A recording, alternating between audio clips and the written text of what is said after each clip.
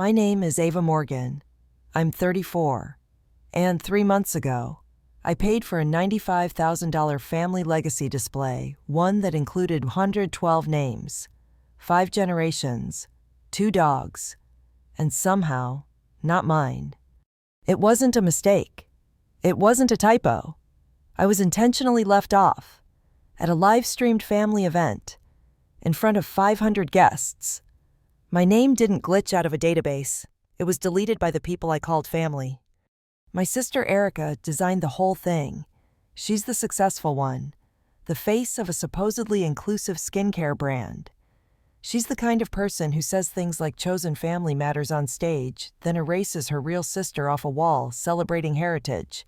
And my parents, they approved it, smiled beside it, took selfies with the damn thing. None of them said a word to me. Not a heads up, not a sorry, not even a weak excuse. See, this wasn't new. Erica's always been the star. Dylan, our brother, is the lovable screw-up they protect. I've been the responsible one. Quiet, consistent, useful. I helped fund Erica's business. I paid off Dylan's student loans. I covered half my parents' property taxes. I never asked for recognition. I just wanted to matter. But the moment I saw that wall, my absence lit up in LED, I realized something. They never forgot me. They removed me. I wasn't overlooked. I was erased. They had no idea that while they were building a legacy of exclusion, I was building something too. Something private. Something permanent. Something that would outlast their curated display of love and lies. This isn't revenge. This is about respect, about boundaries, about the cost of being everyone's backup plan until you're not. Hit subscribe because what happened next didn't just destroy a legacy, it exposed one. I didn't grow up expecting much. I learned early that in my family, love wasn't unconditional, it was conditional on how entertaining you were, how easy you made things, how well you fit the mold. Erica did. Dylan did. I didn't. Erica was always the one with the camera on her. Even as a kid, she had this effortless charm that people loved. She could cry on command, tell a story that wasn't true, and still make people thank her for it. My parents said she had star quality. I think they just liked how easy it was to show her off. Dylan was the lovable mess. He wrecked the car in high school. Boys will be boys. Dropped out of college. He's just figuring it out. Asked me to co-sign a loan at 23 for a business he never started. It's just temporary, I signed. I paid it off. That money's long gone. Then there was me. I was the smart one, but not in the way that wins awards or gets applause at the dinner table. I was quiet, observant, a little too honest. When I corrected people, they called me rude. When I kept to myself, they said I was cold. I wasn't either of those things. I was autistic, I just didn't know the word for it yet. I used to think if I just worked harder, they'd treat me the same. So I did. I paid for my own college, double majored in biology and computer science, graduated early, no debt, started working in neurotech before I turned 25. While Erica was launching her second rebrand and Dylan was crashing on someone's couch, I was building models that help nonverbal patients communicate using biometric data. But every time I came home, none of that mattered. If Erica mentioned a pop-up shop, she got a standing ovation. If Dylan said he might apply for a job, someone toasted him.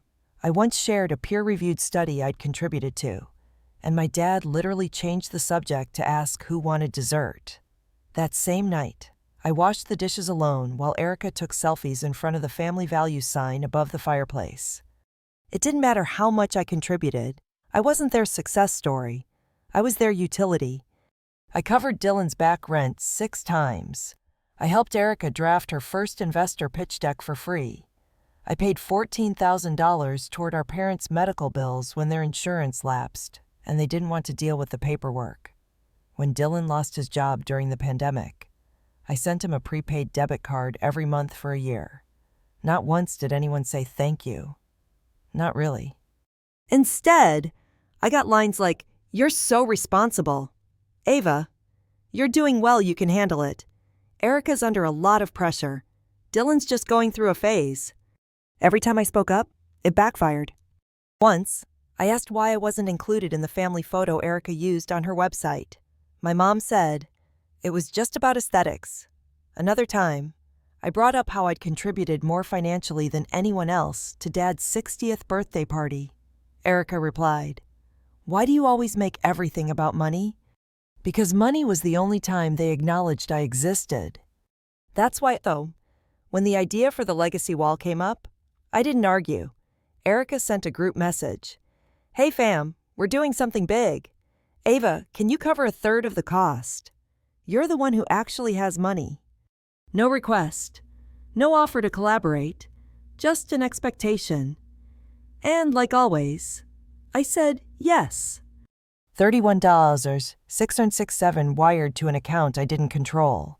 No one sent me a proof of the design. No one asked me which branch of the family tree I wanted to be on. I only knew it was happening because I was expected to help fund it. They said it would be a celebration of legacy. What they meant was a curated presentation of the people they approved of. And I wasn't one of them. Looking back, I don't know why I expected anything different. I'd always been the one to show up, clean up, pay up, and disappear into the background. But standing in that room, in that glittering house, watching strangers take selfies in front of a wall I helped pay for, I saw it clearly. They didn't forget me. They didn't overlook me. They erased me. And that's when everything began to shift. I left the party before dessert was served. No scene, no dramatic exit. I just stepped outside while people posed in front of the legacy wall, pointing at their names like they'd earned them, and drove home in silence. It wasn't sadness that followed me on the freeway, not even anger. It was a kind of slow-burning clarity I hadn't felt before, like something finally clicked into place. They didn't just forget to include me. They made sure I wasn't there. They chose it. That decision wasn't made last minute. It was months in the making. The mural design, the drafts, the family list, the artist, the approval rounds, the printing, the lighting. My absence had passed through too many hands to be accidental, and every single one of them had let it happen. When I got home, I didn't cry. I didn't call anyone to vent. I poured a glass of water, sat down at my desk, and opened a folder on my desktop I hadn't touched in almost 5 years. It was labeled simply contingency. I'd created it back when I still believed that maybe a sorrow, if I worked hard enough or gave enough, I'd finally be included. But I had always known deep down that a day might come when I needed to be ready. Inside the folder were spreadsheets, financial documents, screenshots, records of every transaction I'd made to support my family, every rent payment, every bill I covered, every time I helped and was ignored. There were email threads, too, like the one where Erica asked me to write a pitch deck for her brand just as a favor, and the one where she told a client I was just the data girl who helped her sometimes. I didn't know exactly what I was going to do yet, but I knew I wasn't going to keep playing the same role. The next morning, I made my first move. I canceled the automatic transfer that paid part of my parents' property tax. It was $875 a month. I'd been covering it quietly for nearly 3 years. I'd never gotten a thank you. Just silence. That silence would continue only now. It would cost them. I also left the family events fund. Technically, it was a shared fund we all contributed to for holidays and celebrations. But in reality, I'd been covering the shortfall for years. The rest of them would forget. And I'd cover it to avoid the guilt-tripping follow-ups. Not this time. I didn't make an announcement. I didn't even change my tone in the family group chat. I just muted it. Then I turned my attention to myself. I wasn't starting from scratch. I already had a solid foundation career, savings, stability. But I'd been playing it safe, working behind the scenes, never claiming credit, always low profile. That ended now. I began applying for grants I used to avoid because I didn't want to brag. I published 2 new research papers in the neurodivergent space. One of them on cognitive load patterns and masking behavior was picked up by a major journal within weeks. I also started saying no. No to unpaid consulting for Erica's rebrand. No to helping Dylan with a resume rewrite. No to can you just hop on a quick call texts. No to passive-aggressive requests disguised as compliments. I didn't expect them to notice right away, and they didn't. They assumed I was just overwhelmed. That was their favorite word for me. Not excluded, not betrayed, just sensitive, overwhelmed, too busy. About 2 weeks after the mural event, Erica sent me a voice note. Her tone was light, but her words were loaded. Hey, Ava. So, I know things were kind of hectic after the party. You've been super quiet. I hope you're okay. We totally missed you at brunch. Anyway, just wanted to check in. Also, I put in our deposit for Lily's birthday bash, and you're down for your third Wallen $200. If you could Venmo me by tonight, that'd be amazing. No pressure, though. I didn't reply. The next morning, I got a second message, this one from her assistant. It was a forwarded invoice, followed by a sharp, just circling back per Erica's note. No hi Ava, no human touch, just business. Like I was a vendor they were chasing for payment. That afternoon, my mom left me a voicemail. Her voice was sweet and tight, the kind she used when she was trying to keep control. Hi, sweetheart. I'm not sure what's going on, but this just isn't like you. You've always been so dependable. Look, I know the mural was complicated, but we didn't mean anything by it. We were just trying to do something nice for the family. Please don't let this ruin things. We're all worried about you. Ruin things. That's what she called it. Not what they did. Just my reaction to it. I didn't call her back. I didn't explain anything. For once, I let the silence answer for me. And in that quiet space, I had more energy than I'd felt in years. The kind of energy that shows up when you stop pouring yourself into people who only see you as a utility. Around that same time, I got an email that changed everything. A keynote speaker had dropped out of a neurodivergence and mental health conference in San Francisco. One of the organizers had read a short essay I'd published months earlier, an open letter about masking and identity, and wanted to know if I could step in. I hesitated. Speaking wasn't something I was known for. I didn't have a platform. I wasn't loud. But maybe that was the point. So I said yes. I spent a week writing my talk. I didn't rehearse it like a performance. I just wrote it honestly. It opened with a story not about a family feud, not about revenge, but about a girl who always brought the extra cupcakes, paid for the pizza, picked up the slack, and stayed just outside the circle. And one day, she helped fund a legacy, and her name wasn't on it. I didn't mention anyone by name. I didn't have to. The audience didn't just hear it, they felt it. By the time I walked off stage, I thought maybe 20 or 30 people might connect with it. But within 48 hours, the clip had been viewed over 60,000 times. By the end of the week, it passed 1 million. And in the comments, strangers weren't the only ones responding. Someone wrote, "Wait, isn't this about that skincare founder who always talks about being inclusive? Wasn't there a mural involved?"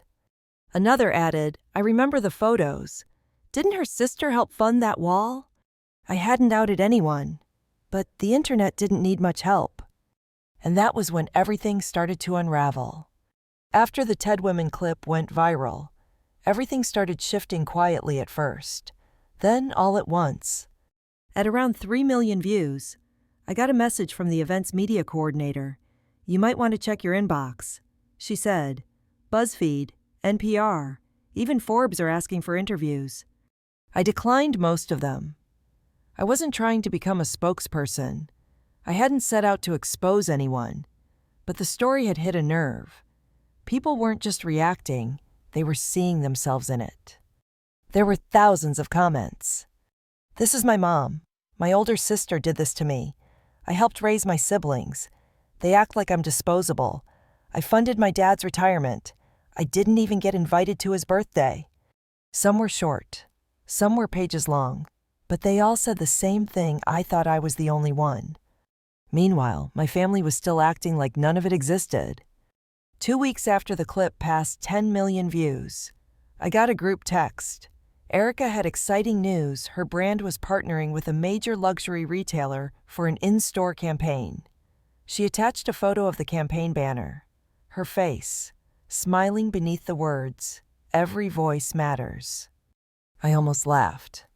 2 days later, the comments started popping up on her Instagram. Subtle at first, a few people tagging the TED clip, then more direct questions. "Hey, isn't your sister that neurodivergent scientist? Why wasn't she on the wall? Is this the brand that excluded a family member for being autistic?" Erica responded with a post about harmful narratives and misinformation and how people project trauma onto public figures. It didn't help. In fact, it made things worse. A well-known disability rights advocate reposted my clip with the caption, "When inclusion is just marketing." That hit hard. Within days, Erica's comments section had to be limited, then disabled. She called me, twice. I didn't answer. Then came the email. It was long, performative. "I just want to clear the air," she wrote. "You've always been important to me. I'm sorry if you felt erased. That wasn't my intent. You could have come to me. You didn't have to make this public." But I hadn't made anything public. That wall was public. That live stream was public. That campaign public. My story was private until it reflected too much of their truth for comfort. While Erica tried to patch holes in her image, I focused on what I could control. My career was finally catching up to the work I'd been doing in silence for years. I secured 2 new research grants, $2.4 million and $2.01 million from separate neuroscience institutions. My paper on biometric signal interpretation in nonverbal autistic adults was picked up by the NIH. A documentary producer reached out about doing a short feature. I said yes. I also began mentoring 2 students, young, neurodivergent women who reminded me a lot of who I was 10 years ago. Quiet, brilliant, sense used to being overlooked. I told them the thing I wished someone had told me back then. You don't know your family proof that you matter.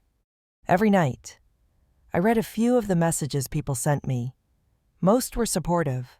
A few were angry family members who felt implicated. But I let them be angry. I'd spent most of my life absorbing other people's discomfort. I didn't owe them room anymore. Then came the invitation that flipped the entire situation on its head. One of Erica's former business partners forwarded me an email thread. It was a quiet heads up. Apparently, Erica had been trying to sign a deal with a major health and wellness brand, a 7-figure collaboration. They were requesting background checks, PR risk assessments, and now, thanks to the viral attention clarity around the mural situation, she was in panic mode. The same sister who'd left me off the family wall had no choice now but to explain me. I didn't speak publicly. I didn't go to the press. I didn't feed the fire. I just waited. And while I waited, more things came to light. A former employee from her brand posted anonymously about being pushed out after disclosing she was on the spectrum. Someone else came forward about accessibility issues at Erica's office. A photo surfaced from the mural event, her smiling in front of the wall, with Biscuit, 2007 to 2020, clearly visible. That was our family dog. I wasn't on the wall, but the dog was. There was no spinning that. A week later, I received a formal letter on legal letterhead. Erica's team was claiming reputational harm. "We believe your public remarks have contributed to measurable financial loss," it said. "We are prepared to pursue a defamation claim if this is not resolved privately." I read it twice, then forwarded it to my lawyer. Her name's Clarissa. She's meticulous, calm, and doesn't waste time. She called me 10 minutes later. "Do you want to fight this?" she asked. "No," I said. "I want to finish it." So we got to work. We pulled every record, every payment I made toward the mural, the emails from Erica's assistant confirming I wasn't included on the draft, the Slack messages, the Venmo receipts, the digital render showing the final design without my name, the one with Biscuit's paw print. We didn't send a counter-threat.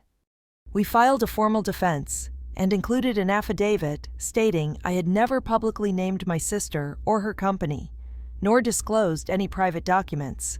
Everything I shared was either personal narrative or publicly visible already.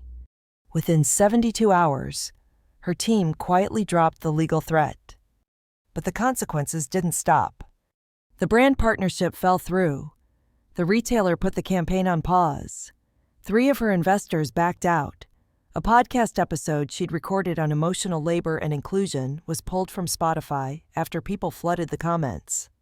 At the same time, I was invited to speak at a tech summit. I gave a talk titled Visibility Without Permission. It was the first time I walked on stage not just as a scientist, but as myself, fully, authentically, without shrinking. The applause didn't feel like validation. It felt like a mirror, like the world was finally reflecting back something I'd always known but had never been allowed to say out loud. I mattered. Not because I made other people's lives easier, not because I funded their dreams, but because I had value even when I wasn't useful to them. One night, I got a text from Dylan. Just 2 words. "You good?" That was it. No context, no explanation, no apology. I stared at it for a long time, then muted the conversation. Because by then, I'd learned something vital. Silence isn't passive. Silence can be a boundary, a message, a wall. And I had finally built one of my own. It didn't happen with screaming, not with fights or dramatic monologues. That's not how people like my family fall apart. They unravel through denial, through silence, through the weight of their own lies collapsing under public light. The reckoning began, ironically, at a celebration. My parents were renewing their vows 40 years. Erica planned the whole thing. A garden venue, soft string quartet, over 100 guests. It was supposed to be this family moment, a show of strength, love, and legacy. And for once, they invited me. Well, more accurately, they needed me. My dad had quietly asked if I could help cover the photographer, which had gone a little over budget. Erica followed up with a casual, "If you could take care of the floral invoice again, that'd be amazing. You always have an eye for the finishing touches." No apology, no acknowledgement of the lawsuit, just a reset, as if nothing had happened. As if I should be grateful to be included again now that their reputations were fraying at the edges. But I didn't say no. I said, of course. Because I had a different kind of gift in mind. I paid the photographer in full. I even added a tip. But I gave him one condition: I would bring my own memory card. And I wanted him to use it just for my photos. He agreed. No questions asked. The day of the event was sunny, floral, filtered. Every detail looked perfect. Erica was in pale lavender. Dylan showed up late, wearing sunglasses indoors, clearly hungover. My parents looked proud, glowing, like people who still believed their version of the story was the only one that mattered. They had no idea what was coming. After the speeches, after the toasts, Erica invited everyone to gather near the event tent for a little surprise presentation. I felt the muscles in my shoulders tense. I hadn't planned this part, but sometimes the universe has a better sense of irony than you do. Erica stood in front of the crowd and introduced a short video she had commissioned, a walk down memory lane. She called it Celebrating Our Family Legacy. The projector screen lit up. Photos flashed weddings, birthdays, family vacations. Erica's voice narrated over soft piano music. We've come so far, through highs and lows, through laughter and loss. But what unites us is love. I waited. Not one image of me appeared. Until the final minute. And there it was, an old photo of the Legacy Wall event. The one I had been cropped out of. I knew the original. I remembered exactly where I was standing before they trimmed me out for a cleaner shot. But this time, something was different. Because the photographer had used my memory card. As the final image appeared, a second photo flicked on screen, my untouched original. Full frame, uncropped, me standing beside Erica, clearly visible. And then the next slide, a close-up of the digital wall, showing Biscuit, 2007 to 2020, prominently displayed, and no Ava. There was no narration, no commentary, just silence. Then, a third image. A simple screenshot, the $31,667 wire transfer I'd sent for the mural, date and time stamped. I hadn't edited the slideshow. I hadn't even known it would be played.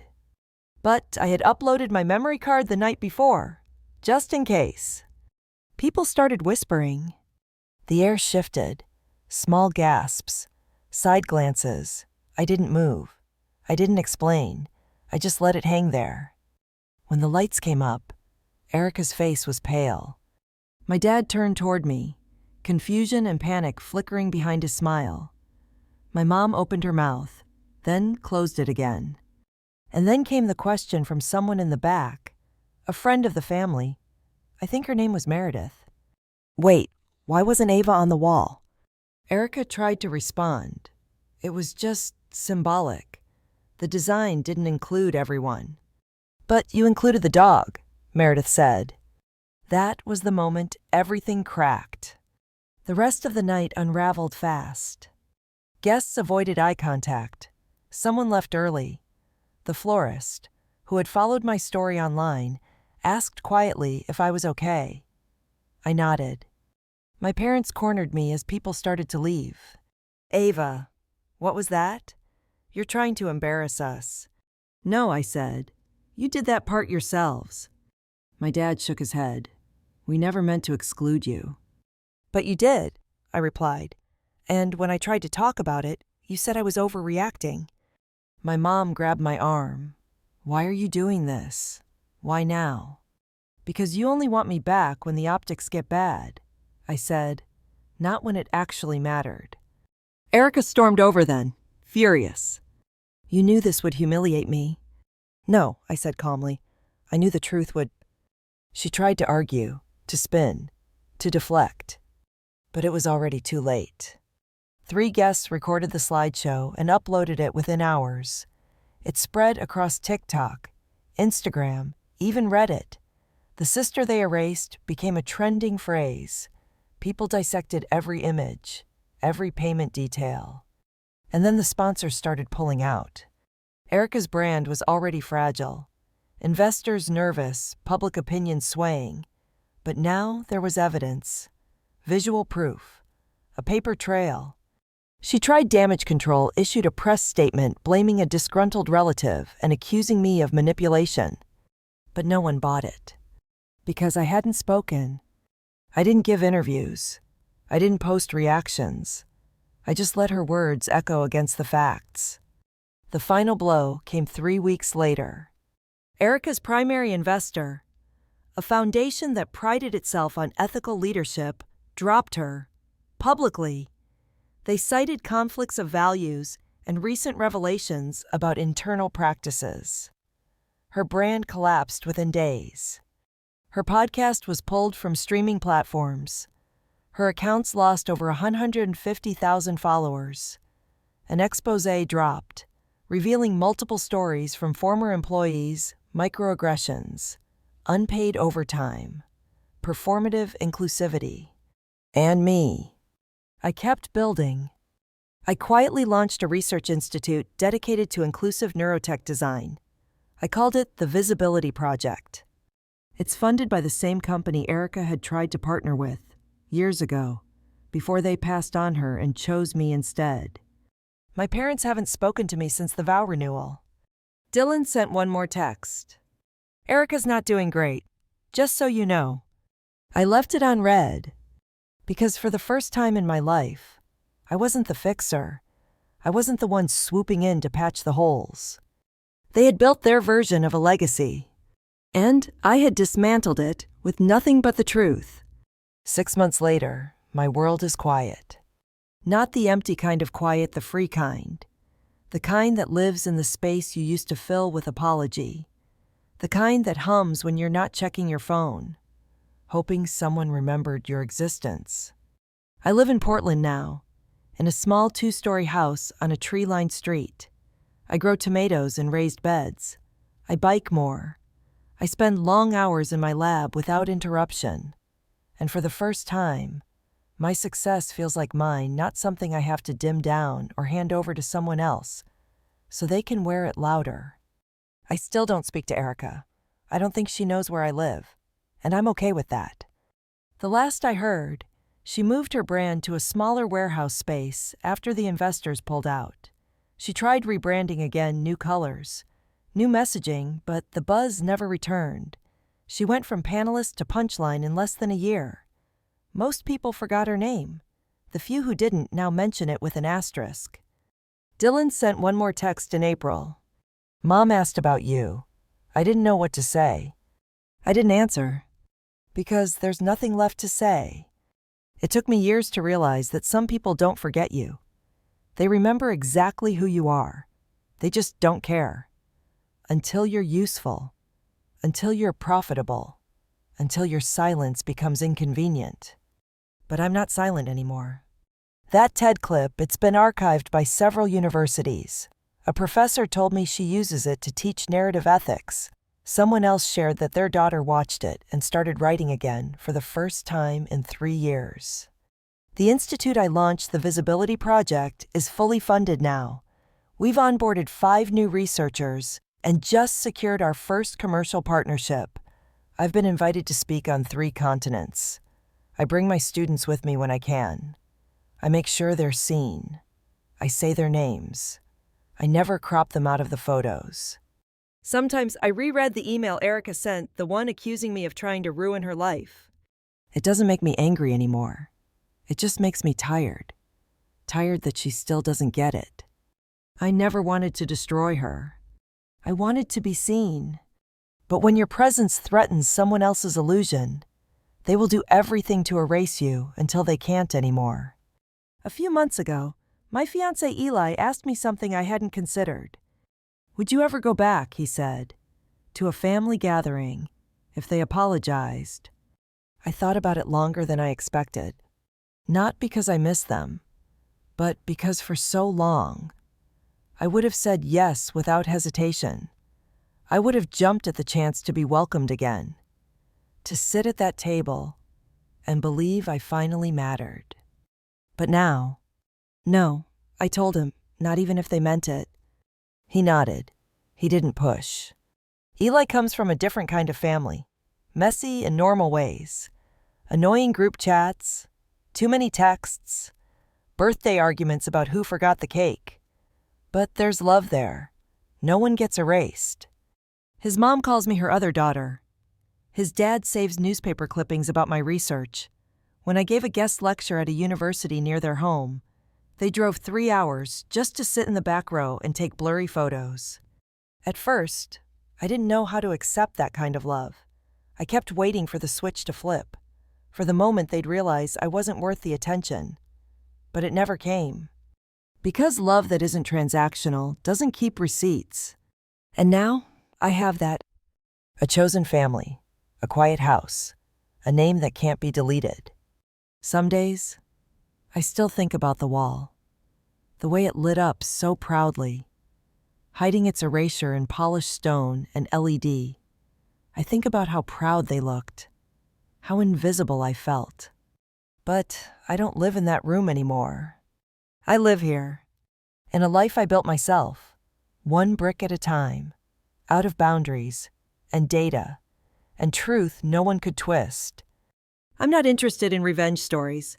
I'm interested in truth-telling, in legacy redefined. Because legacy isn't about who gets their name etched into marble. It's about who builds something that lasts. I was never erased. They just couldn't see me. Now, the world does. And I'm finally okay with that being enough. So if you've ever been the quiet one, the one left out of the photo, skipped on the invite, forgotten until someone needs a favor, let me say this. You are not invisible. And your story doesn't need their permission to exist. Thanks for listening. And if any part of this felt familiar, if you've ever stood on the edge of someone else's spotlight, holding everything together while they made sure you stayed just out of frame, drop your story in the comments. Someone needs to know they're not alone. Sometimes I wonder what people imagine when they hear the word legacy. Most think of names carved into stone, black and white photos hung in entryways, trust funds, and generational homes passed down like trophies. But I've learned something different. Legacy isn't what you're given, it's what you refuse to repeat. It's not a wall with your name on it. It's a door you keep open for the next person who felt erased. I didn't grow up planning to make noise. I thought survival was about shrinking, about keeping the peace, being useful, taking up less space. But peace without self-respect isn't peace. It's quiet control. The first time I understood that was when I stopped answering texts from my family. It wasn't an act of vengeance. It wasn't bitterness. It was clarity.